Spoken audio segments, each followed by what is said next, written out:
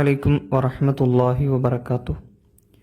ഇന്ന് വീഡിയോയിൽ നോക്കുന്നത് നാളെ നടക്കാനുള്ള പൊതുപരീക്ഷ 2024-25 വിദ്യാർത്ഥികൾക്ക് ഖുർആൻ പരീക്ഷയാണ് നാളെ. അപ്പോൾ ഖുർആനും ഹിഫ്ളും ഇതെങ്ങനെയാണ് ഓതിക്കൊടുക്കേണ്ടത്, അതുപോലെ തന്നെ ഓതിക്കൊടുക്കുമ്പോൾ നിയമങ്ങൾ എന്തൊക്കെ നോക്കണം, അതിൻ്റെ മാർക്ക് എങ്ങനെയാണ്, ദിക്റുകൾ വല്ലതും ചൊല്ലിക്കൊടുക്കേണ്ടതുണ്ടോ, ഇതൊക്കെ വിശദമായിട്ട് നമ്മൾ ഈ വീഡിയോ പറയും. നിങ്ങൾ ആദ്യമായിട്ടാണ് ഈ ചാനൽ കാണുന്നതെങ്കിൽ താഴെ കാണുന്ന സബ്സ്ക്രൈബ് ബട്ടൺ ക്ലിക്ക് ചെയ്യുക. അതുപോലെ തന്നെ മറ്റുള്ള വിദ്യാർത്ഥികളിലേക്ക് പെട്ടെന്ന് തന്നെ ഷെയർ ചെയ്ത് കൊടുക്കുക. നിലവിൽ എഴുത്തു പരീക്ഷകളൊക്കെ അവസാനിച്ചിട്ടുണ്ട്. ഇനി നമുക്ക് ഖുർആനും ഹിഫ്ളുമാണ് പരീക്ഷയുള്ളത്.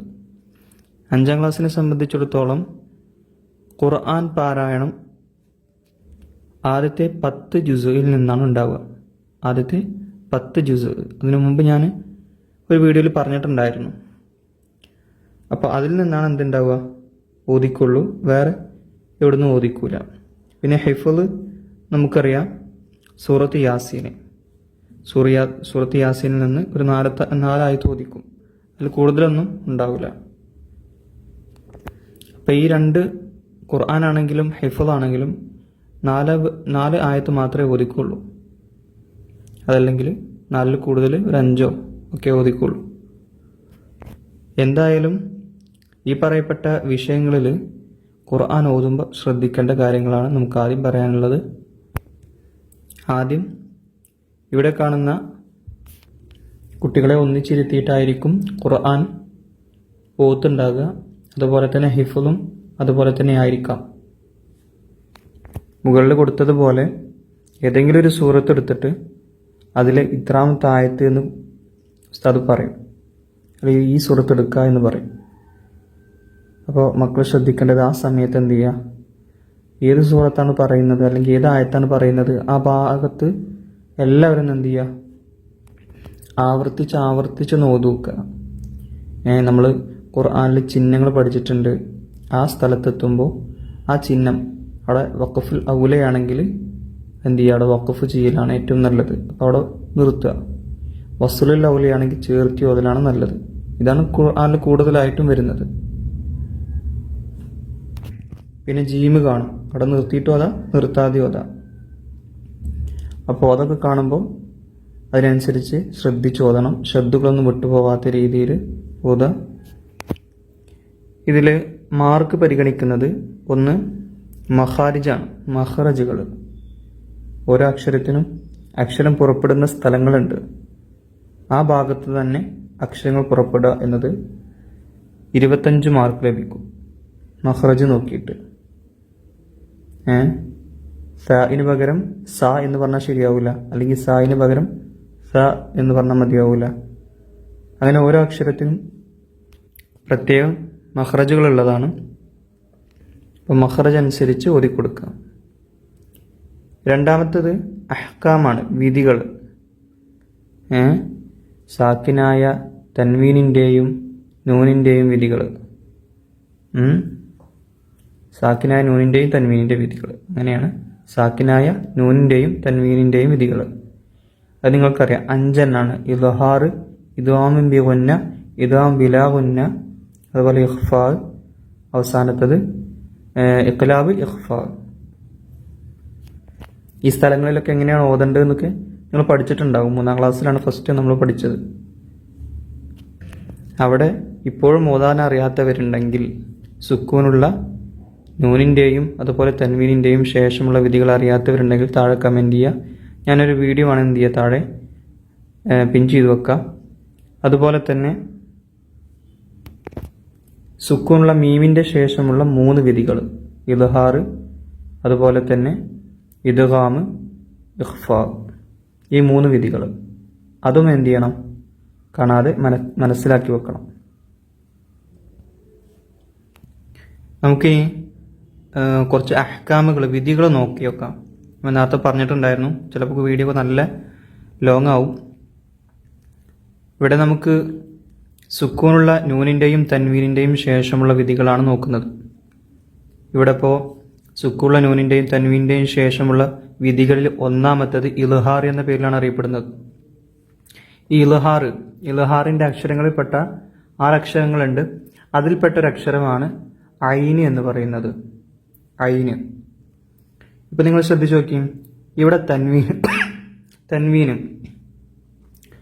നോക്കി, ഇതാ കണ്ടോ, ഇതാണ് തൻവീന്.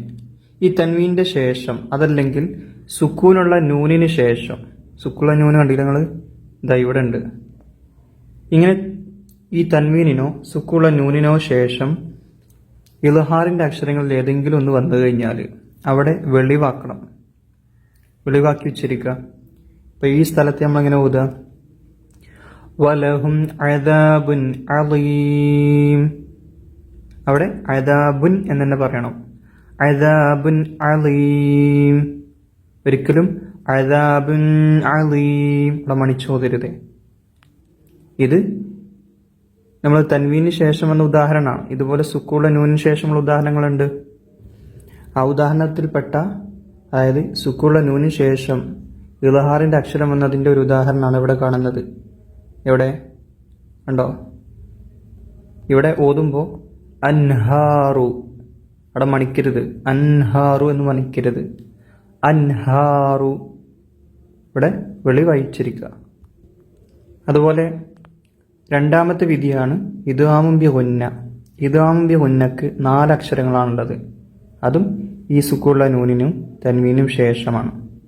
ഉദാഹരണത്തിന് ഇവിടെ കാണാം, ഈ തൻവീനിന് ശേഷം, ഇവിടെ തൻവീൻ കണ്ടില്ല നിങ്ങൾ, അതിന് ശേഷം വാവ് വന്നിട്ടുണ്ട്. വാവ് ഏതിൻ്റെ അക്ഷരത്തിൽപ്പെട്ടതാണ്? ഇദ്ഗാമുൻ ബി ഗുന്നൻ്റെ അക്ഷരത്തിൽപ്പെട്ടതാണ്.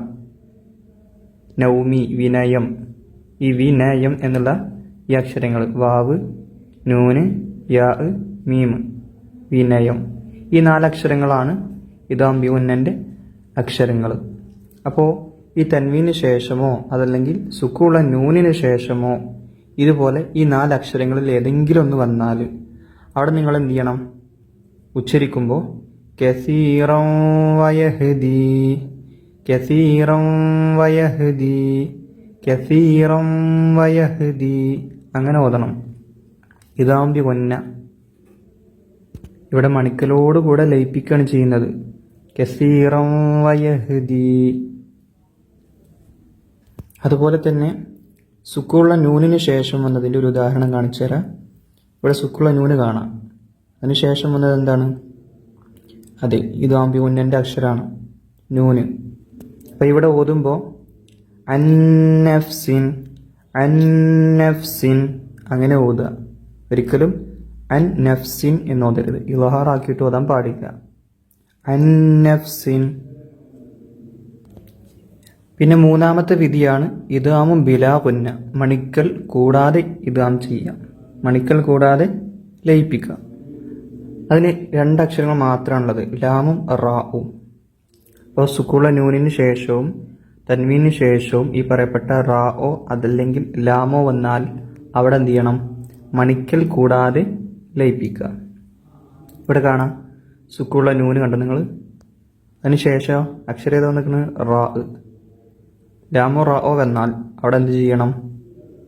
ഇദ്ഗാം ബിലാ ഗുന്ന, മണിക്കൽ കൂടാതെ ഇദ്ഗാം ചെയ്യുക. അപ്പോൾ ഓതുമ്പോൾ മിർ റബ്ബിക്കും, ഒരിക്കലും മിർ റബ്ബിക്കും അവിടെ മണിക്കരുതേ, മണിക്കാതെയാണ് അവിടെ ലയിപ്പിക്കേണ്ടത്. മിർ റബ്ബിക്കും, മിർ റബ്ബിക്കും.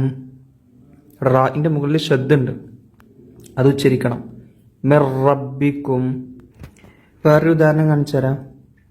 തൻവീനിന് ശേഷം ലാമ് വന്നതിൻ്റെ, ഇവിടെ ദാ തൻവീനുണ്ട്, ഇവിടെയോ ലാമുദ തൊട്ടടുത്ത് വന്നിട്ടുണ്ട്. ഇങ്ങനെ വന്നു കഴിഞ്ഞാൽ ഇവിടെയും മണിക്കാതെ ലയിപ്പിക്കണം. വമൗഇളതൻ ലിൽ മുത്തഖീൻ, വമൗഇളതൻ ലിൽ, മൗഇളതൻ ലിൽ അങ്ങനെ തന്നെ ഓതണം. അവിടെ വമൗഇളതൻ ലിൽ മുത്തഖീൻ മണിച്ചോതരുത്, അത് തെറ്റാണ്. വമൗഇളതൻ ലിൽ മുത്തഖീൻ. ഇനി 4ാമത്തെ വിധിയാണ് ഇഖ്ലാബ്. അവിടെ എന്താ ഇഖ്ലാബ് എന്ന് പറഞ്ഞാൽ അവിടെ മീമാക്കി മറിക്കലാണ്. ഇവിടെ നോക്കാം, ഇവിടെ കണ്ടോ മിൻ എന്ന് കാണാം. മിംബഅദി, മിംബഅദി സുക്കൂള നൂനിന് ശേഷം വന്നത് ബാ ആണ്. അപ്പോൾ അവിടെ ഓതുമ്പോൾ മീമാക്കി മറിക്കുക. മിൻ ബഅദി എന്ന് ഓതാതെ മിംബഅദി. അതുകൊണ്ടാണ് അവിടെ നിങ്ങൾ കണ്ടില്ലേ ഒരു മീമിൻ്റെ ചിഹ്നം അതതിനാണ്. അവിടെ ഓതുമ്പോൾ എന്ത് ചെയ്യുക? മീമാക്കി ഓതുക. മിംബഅദി, മിംബഅദി. ഒരക്ഷരം മാത്രമേ ഉള്ളൂ, വേറെ ഒന്നുമില്ല. പിന്നെ ഇഖ്ഫ ആണ്. ഇഖ്ഫാ 15 അക്ഷരങ്ങളുണ്ട്. അതെങ്ങനെ തിരിച്ചറിയും? ഈ പറയപ്പെട്ട ഇൽഹാർ 6 അക്ഷരങ്ങളും, അതുപോലെ ഇദാം ബിഗുന്ന 4 അക്ഷരങ്ങളും, അതുപോലെ ഇദാം ബിലാഗുന്ന 2 അക്ഷരവും, ഇഖ്ലാബ് 1 അക്ഷരവുമാണ്. ബാക്കിയുള്ള 15 അക്ഷരങ്ങളും അത് ഇഖ്ഫാന്റെ അക്ഷരങ്ങളാണ്. അതിൻ്റെ ഉദാഹരണം ഖുർആനിൽ കുറേ കാണാം. ഉദാഹരണത്തിന് സുക്കൂള്ള നൂനിൻ്റെ ശേഷം തൻവീന് ശേഷം ഷീന് വന്നിട്ടുണ്ട്. കണ്ടോ? ഷീന് നമ്മൾ പറഞ്ഞിട്ടേ ഇല്ല ഒരക്ഷരങ്ങളിലും. അപ്പോൾ അത് ഇഖ്ഫാന്റെ അക്ഷരത്തിൽപ്പെട്ടതാണ്. അപ്പോൾ ഇവിടെ തൻവീനിന് ശേഷം ഷീന് വന്നാൽ, അതല്ലെങ്കിൽ സാക്കിനായ നൂനിന് ശേഷം ഇഖ്ഫാന്റെ ഏതെങ്കിലും ഒരു അക്ഷരം വന്നാൽ അവിടെ എന്ത് ചെയ്യണം? വെളിവാക്കാതെ മണിക്കുക, അതായത് മറച്ച് മണിക്കുക. അപ്പോൾ അങ്ങനെ ഓതുമ്പോൾ എങ്ങനെ ഓതുക? അൻ നഫ്സിൻ ശൈഅ, അൻ നഫ്സിൻ ശൈഅ. അവിടെ അങ്ങനെ ഓതുക. നഫ്സിൻ ശൈഅ, നഫ്സിൻ ശൈഅ. അവിടെ വെളിവാക്കാതെ എന്ത് ചെയ്തു? നമ്മൾ മണിച്ചു. നഫ്സിൻ എന്ന് പറയുന്നതിന് പകരം നഫ്സിൻ ശൈഅ. ഇനി അടുത്ത നമുക്ക് പഠിക്കാനുള്ളത് സുക്കൂനുള്ള മീമിന് ശേഷമുള്ള 3 വിധികളാണ്. അപ്പോൾ ഏതൊക്കെയാണ് നമുക്ക് നോക്കാം. ആദ്യത്തേത് ഇൽഹാറാണ്. ആദ്യം സുക്കൂനുള്ള മീം നമുക്ക് കണ്ടെത്തിയിട്ട് അതെങ്ങനെയാണെന്ന് നോക്കാം. അതിൽ ഒന്നാമത്തേത് ഇൽഹാറാണ് നിയമം. സുക്കൂനുള്ള മീമിൻ്റെ ശേഷമുള്ള നിയമങ്ങളിലൊന്ന് ഇൽഹാർ. നമ്മൾ സാക്കിനായ നൂനും തൻവീനും പഠിച്ചത് അതിലുള്ള ഇൽഹാർ വേറെ. ഈ പറഞ്ഞ സുക്കൂനുള്ള മീമിന് ശേഷമുള്ള വിധികളിൽ 3 ഒന്ന് ഇൽഹാറാണ്. ആ ഇൽഹാർ വേറെ കേട്ടോ, രണ്ടും ഒന്നായിട്ട് കൂട്ടരുത്. ഇവിടുത്തെ ഇൽഹാർ എന്ന് പറഞ്ഞത് മീമിന് ശേഷം ബാ അതുപോലെ മീം, ഈ 2 അക്ഷരങ്ങളല്ലാത്ത ബാക്കി 26 അക്ഷരങ്ങൾ വന്നാലും അവിടെ ഇൽഹാർ ചെയ്യാം. ഇവിടൊപ്പം നിങ്ങൾക്കൊരു അക്ഷരം കാണാം, മീം കാണാം, സുക്കൂള്ള മീം. ഇതിന് ശേഷം ഈ ബാ ഓ അതുപോലെ മീമോ, ഈ 2 അക്ഷരവും അല്ലല്ലോ, വാവല്ല വന്നിട്ടുള്ളത്. അപ്പോൾ ഇങ്ങനത്തെ സ്ഥലത്ത് നിങ്ങൾ ചെയ്യേണ്ടത് വെളിവാക്കി ഓതുക. അപ്പോൾ ഓതുമ്പോൾ നിസാഅക്കും, അവിടെ നിസാഅക്കും വഫീ ദാലിക്കും. കണ്ടോ? അവിടെ എന്ത് ചെയ്യരുത്? മണിച്ചോതരുത്. നിസാഅക്കും വഫീ ദാലിക്കും, അത് തെറ്റാണ്. അതുപോലെ വേറെ ഉദാഹരണം കാണിച്ചു തരാം. സുക്കൂള്ള മീമിത കണ്ടോ? അതിനുശേഷം ഐന് വന്നിട്ടുണ്ട്. ഐന് ഏതിൽപ്പെട്ടതാണ്? ഇൽഹാറിൻ്റെ അക്ഷരത്തിൽപ്പെട്ടതാണ്. ആണ്, കാരണം ബാവും മീമും ആണ് ഇൽഹാറിൽ പെടാത്ത അക്ഷരങ്ങൾ. അപ്പോൾ ഇവിടെ സുക്കൂള്ള മീമിന് ശേഷം ഐന് വന്നാൽ മിർ റബ്ബിക്കും അളീം, മിർ റബ്ബിക്കും അളീം. ഇവിടെ കണ്ടില്ലേ? റബ്ബിക്കും അളീം. അവിടെ ഇൽഹാർ ചെയ്യണം, വെളിവാക്കണം. അവിടെ മീമിനെയാണ് നമ്മൾ വ്യക്തമായി ഉച്ചരിക്കേണ്ടത്. റബ്ബിക്കും അളീം. കൂട്ടി ഓതിയാൽ എന്ത് ചെയ്യും? അപ്പം പോവും, ആ ഇൽഹാർ പോവും. റബ്ബിക്കും അളീം, അത് തെറ്റാണ്. രണ്ടാമത്തത് ഇദ്ഗാമാണ്. ഇദ്ഗാം സുക്കൂനുള്ള മീമിന് ശേഷം മീമന്നെ വരിക. അത് സിമ്പിളാണ്. ഇവിടെ തന്നെ ഒരു ഉദാഹരണം കൊടുത്തിട്ടുണ്ട്, അതുകൊണ്ടാണ് അത് രണ്ടാമതായിട്ട് പറഞ്ഞത്. സുക്കൂനുള്ള മീം കണ്ടങ്ങൾ അതിന് തൊട്ടടുത്ത് വന്നതോ മീമാണ്. ഇങ്ങനെയുള്ള സ്ഥലങ്ങളിൽ സുക്കൂനുള്ള മീമിനെ ഹർക്കത്തുള്ള മീമിലേക്ക് ചേർത്ത് ഷദ് ചെയ്ത് ഉച്ചരിക്കണം. അവിടെ ഇദ്ഗാം എന്നാണ് പറയാം. എങ്ങനെ ഓതുക? وَإِذْ نَجَّيْنَاكُمْ مِنْ آلِ فِرْعَوْنَ. ഇവിടെ وَإِذْ نَجَّيْنَاكُمْ مِنْ آلِ فِرْعَوْنَ. കണ്ടോ? നജ്ജൈനാക്കും മിൻ, നജ്ജൈനാക്കും മിൻ. അവിടെ 2 മീമുണ്ട്, പക്ഷേ 2 കൂടി ചേർത്ത് ഒന്നാക്കി. നജ്ജൈനാക്കും മിൻ. പിന്നെ 3ാമത്തെ വിധിയാണ് ഇഖ്ഫാ. അതിൻ്റെ ഉദാഹരണം ഇതിൽ തന്നെ ഉണ്ട്. 3 ഉദാഹരണം ഒന്നിച്ച് കിട്ടിയ ഒരു പേജാണിത്. അതിൻ്റെ ഉദാഹരണം അതാ, സുക്കൂള്ള മീമിന് ശേഷം ബാ ആണ്. കാരണം നമ്മൾ 2 അക്ഷരങ്ങളാണ് ഒഴിവാക്കിയത്. സുക്കൂള്ള മീമിന് ശേഷം 3 വിധികളുണ്ടെന്ന് പറഞ്ഞു. ഇൽഹാർ, അതുപോലെ തന്നെ ഇഖ്ഫാ, അതുപോലെ ഇദ്ഗാം. ഇതിൽ ഇൽഹാറിന്റെ അക്ഷരങ്ങൾ ഏതൊക്കെയാണ് നമ്മൾ പറഞ്ഞിരുന്നത്? ബാഉം മീമും അല്ലാത്ത ബാക്കിയുള്ള മുഴുവൻ അക്ഷരങ്ങളും. എൻ്റെ ഈ ബാഉം മീമും ഒഴിവാക്കിയത്? ഒരു മീമ് നമ്മൾ ഇവിടെ കൊണ്ടേ കൊടുത്തത്. എവിടെ? ഇതാ, മീമിന് ശേഷം മീമു വന്നു, കണ്ടോ? പിന്നെ ഒന്ന് മീമിന് ശേഷം ബാ ഉള്ളു. ഈ 2 നിയമം ഇവിടെ വന്നിട്ടുണ്ട്. ബാക്കി 26 അക്ഷരങ്ങൾ വന്നാൽ അവിടെ ഇൽഹാറാണ് ചെയ്യേണ്ടത്. ഇവിടെ 2 നിയമങ്ങളാണ്. ഇവിടെ ഇദ്ഗാമും ഇവിടെ ഇഖ്ഫാഉം ആണ്. അപ്പൊ ഇനി ഈ സ്ഥലത്ത് എങ്ങനെ ഓതുക? വഫീ ദാലികും ബലാഉൻ, വഫീ ദാലികും ബലാഉൻ, കണ്ടില്ലേ? വഫീ ദാലികും ബലാഉൻ. അവിടെ നമ്മൾ ആ മീമിനെ എന്ത് ചെയ്തു? മറച്ചു മണിച്ചു ഉച്ചരിച്ചു. ദാലികും ബലാഉൻ. ഇതേപോലെ നിങ്ങൾക്ക് കാണാൻ കഴിയുന്ന ഇതേപോലെയുള്ള ഭാഗങ്ങളെടുത്ത് ഓതി ശരിയാക്കിയെടുക്കുക. പിന്നെ അതുപോലെ ശ്രദ്ധിക്കേണ്ട ഒരു ഭാഗമാണ് ഈ കാണുന്നത്. ഇവിടെ നിങ്ങൾ എങ്ങനെ ഓതുക?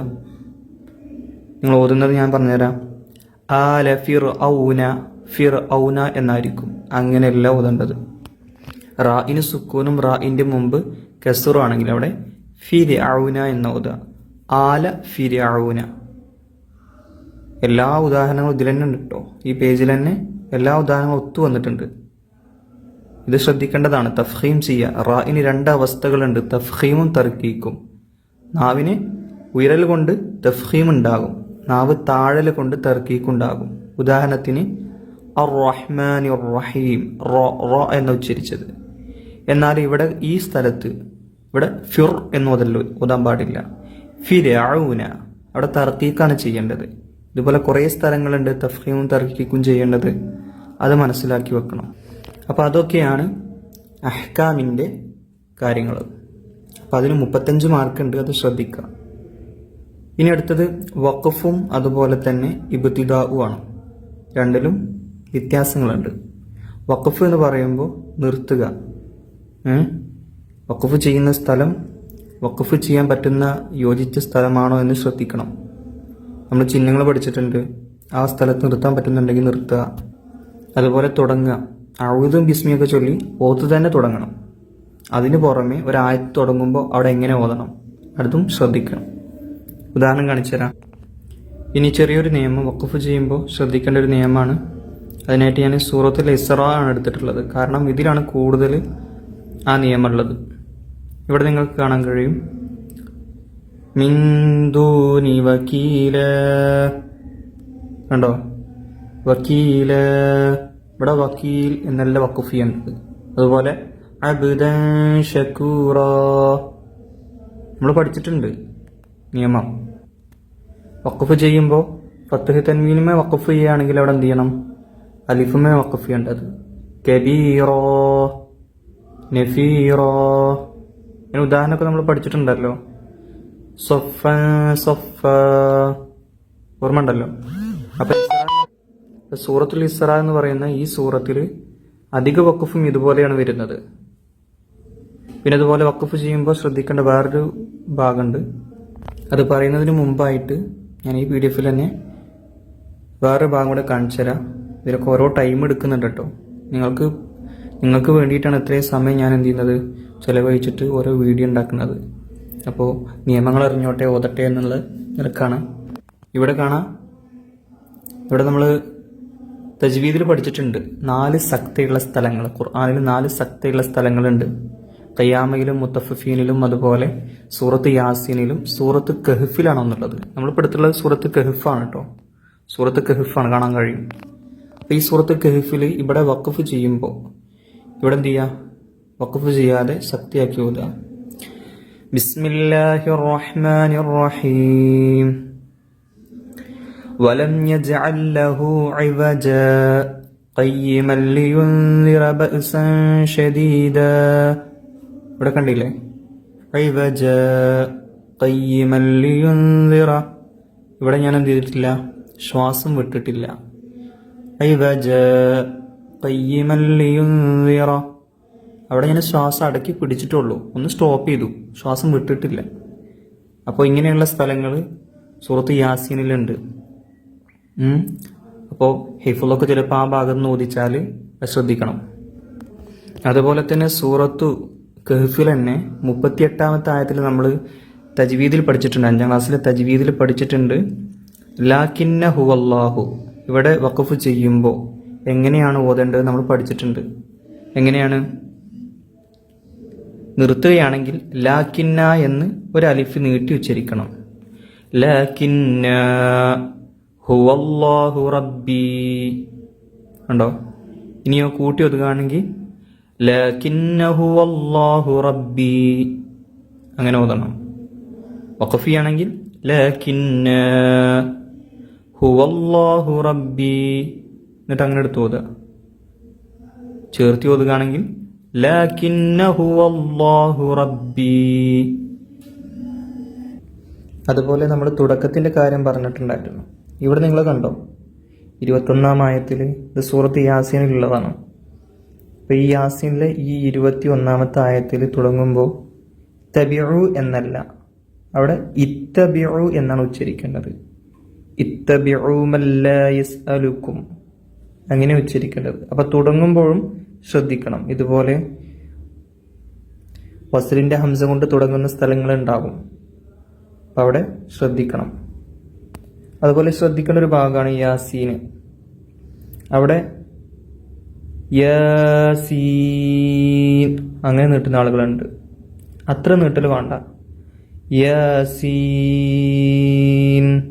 അവിടെ സീനിനാണ് നീട്ടാനുള്ളത്. പല കുട്ടികളും യാക്കണം കൊണ്ടുപോയി നല്ലപോലെ നീട്ടുക. അതുപോലെ ഈ ഭാഗം അണ്ടർലൈൻ ചെയ്യാം. ഇവിടെ കണ്ടില്ലേ? ഇത് നിങ്ങൾ ഓതുമ്പോൾ ഫബശ്ശിറുഹു എന്നായിരിക്കും ഓതുക. ഫബശ്ശിറുഹു ബിമഗ്ഫിറത്തിൻ വഅജ്രിൻ കരീം. ഇവിടെ കണ്ടില്ലേ? നിയമങ്ങളോട് ഇവിടെ തൻവീൻ കൊടുത്തിട്ടുണ്ട്. തൻവീനിന് ശേഷം ഇവിടെ വാവ് ഇദാംബി ഗുന്ന, അതിനുശേഷം ഇഖ്ഫാ. ഇതൊക്കെ ശ്രദ്ധിച്ച് ഓതേണ്ടതാണ്. അതുപോലെ സൂറത്ത് യാസീനിൽ തന്നെ നമ്മൾ പറഞ്ഞു സക്ത വരുന്ന ഭാഗം. ചിലപ്പോൾ ഈ സക്ത വരുന്ന ഈ ഭാഗം ഉണ്ടല്ലോ, ഈ ഭാഗത്തു നിന്നൊക്കെ ചിലപ്പോൾ എന്ത് ചെയ്യും? ഹിഫ്ള് ഓദിക്കാം. അപ്പോൾ ഓതുമ്പോൾ അവർ നോക്കും, ശ്രദ്ധിക്കും അവിടെ എങ്ങനെയാണ് ഓതുന്നതെന്ന്. ബിസ്മില്ലാഹിർ റഹ്മാനിർ റഹീം. ഖാലൂ യാ വൈലനാ മൻ ബഅസനാ മിൻ മർഖദിനാ ഹാദാ മാ വഅദർ റഹ്മാൻ. ഇവിടെ മിൻ മർഖദിനാ ഹാദാ. ഇവിടെ കണ്ടില്ലേ? ഇവിടെ സക്ത എന്ന് പറഞ്ഞാൽ ശ്വാസം അടക്കി പിടിച്ച്, ശ്വാസം ഒന്ന് എന്ത് ചെയ്യുക? അടക്കി പിടിച്ചിട്ട് ഒന്നും മിണ്ടാതിരിക്കുക. എന്നിട്ട് ബാക്കി തുടർന്ന് ഓതുക. ഹാദ എന്നുള്ളത് അവിടെ നിന്ന് തുടർന്ന് ഓതുക. ഇങ്ങനെയാണ് ചെയ്യേണ്ടത്. അതുപോലെ വഖഫ് ചെയ്യുമ്പോൾ ശ്രദ്ധിക്കേണ്ട ഒന്നാണ് ലാ ഉഖ്സിമു ബിഹാദൽ ലാ ഉഖ്സിമു ബിയൗമിൽ ഖിയാമ. ഹാത ആണ്. അപ്പോൾ അതിന് വഖഫ് ചെയ്യുമ്പോൾ ഖിയാമ അങ്ങനെ വഖഫ് ചെയ്യാം. അതുപോലെ ഇതേപോലെ ഒരു ആയത്തും കൂടി ഉണ്ട്. അതുപോലെ ഇതാ തൊട്ടടുത്ത് തന്നെ വലാ ഉഖ്സിമു ബിന്നഫ്സിൽ ലവ്വാമ. അവിടൊക്കെ ഈ പറഞ്ഞതുപോലെ ഹാത്ത ശ്രദ്ധിക്കുക. അപ്പോൾ ഇതൊക്കെയാണ് നിങ്ങൾ ഓതി കൊടുക്കുമ്പോൾ ശ്രദ്ധിക്കേണ്ട ഭാഗങ്ങൾ. വീഡിയോ ഇഷ്ടപ്പെട്ടാൽ ലൈക്ക് ചെയ്യണം, മറ്റുള്ളവർക്ക് പെട്ടെന്ന് തന്നെ ഷെയർ ചെയ്ത് കൊടുക്കുക. എല്ലാവർക്കും ഉപകരിക്കട്ടെ. അസ്സലാമു അലൈക്കും വറഹ്മത്തുള്ളാഹി വബറകാതുഹു.